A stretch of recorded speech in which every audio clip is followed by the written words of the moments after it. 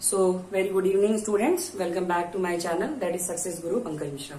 So students, today I am here again with a new video on equations of motion, which is one of the most important topic as for your exams are concerned. ठीक है, आपके exams में अक्सर पूछा जाता है equation of motion derive करने के लिए. So as I have already started this chapter, like motion के बारे में मैंने कल ही आपको बताया था, ठीक है, जिसमें मैंने आपको रेक्टिलिनियर मोशन और ये सारी चीजें बताई थी. उनमें कुछ चीजें हैं जैसे आप लोगों को initial velocity, final velocity, time, acceleration, ये सारी चीजों का यूज करके we are going to derive equation. ठीक है, so let's start with the first type of equation. ठीक है, first equation is v equal to u plus at. We have to derive this part, and how we are going to proceed this part? First we will use definition of acceleration. तो हम लोग लिखेंगे यहाँ पे क्या हो जाएगा, from acceleration means change in velocity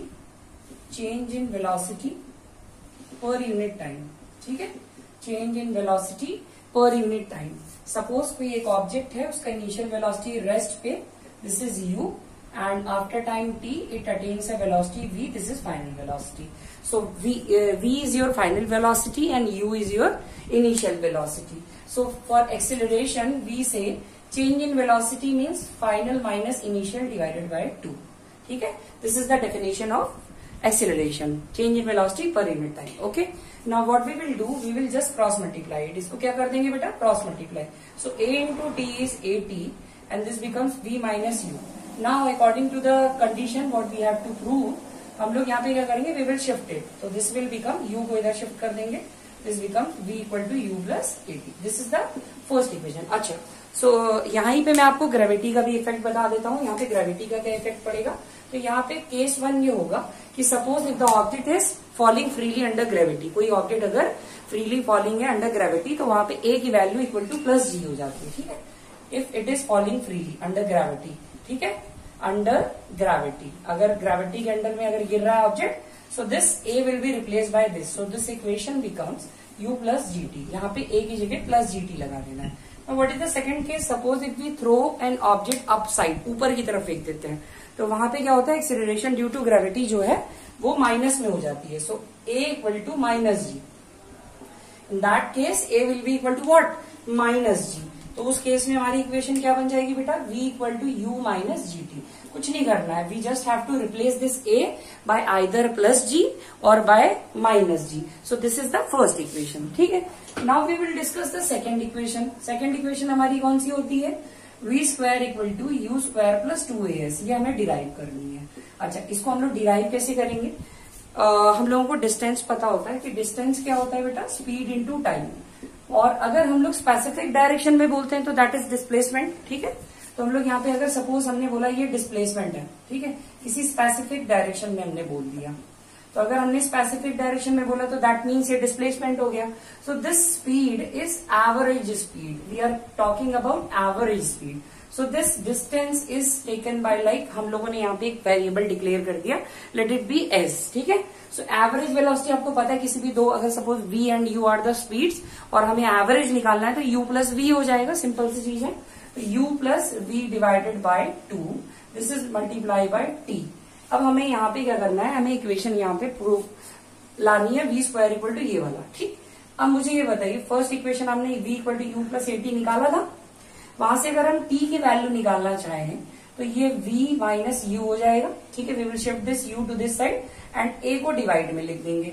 now can we substitute this t in this equation, बिल्कुल कर सकते हैं, वी कैन सब्सटीट्यूट दिस. ठीक है, जैसे हम यहाँ पे सब्सटीट्यूट करेंगे in place of t, this equation will become beta v plus u by 2 same multiply by v minus u upon a. So this will become 2a.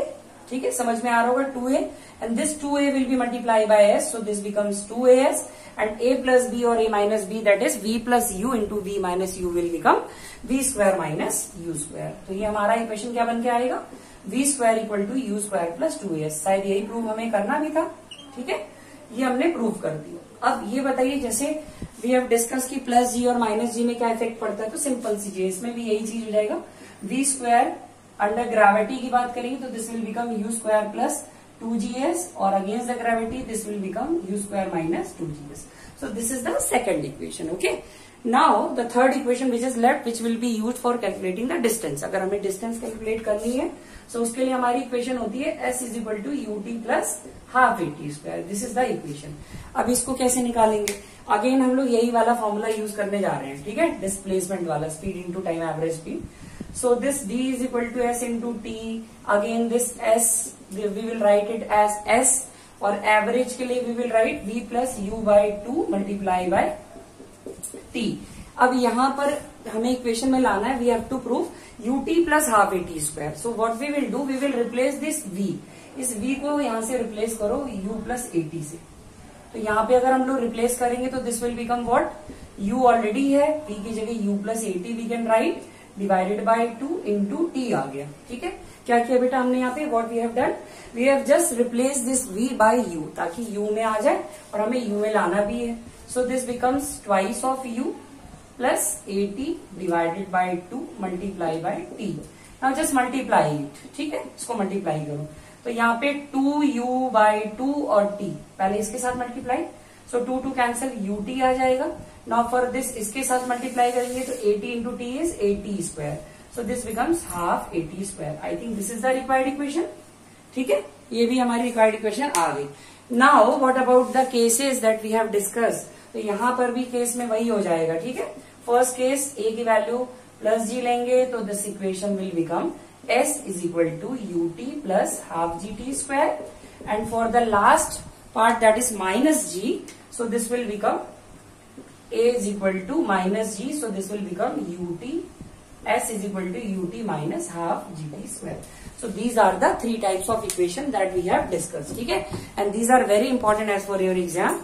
आपको equation किससे start करनी है, from the definition of acceleration, and for the second part and the third part you can use distance वाला formula, speed into time, but यहाँ पे specific direction होगी.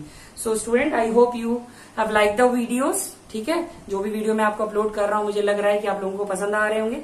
अगर आपको पसंद आ रहे हैं तो प्लीज इसको शेयर जरूर करें, लाइक करें. Thank you so much students.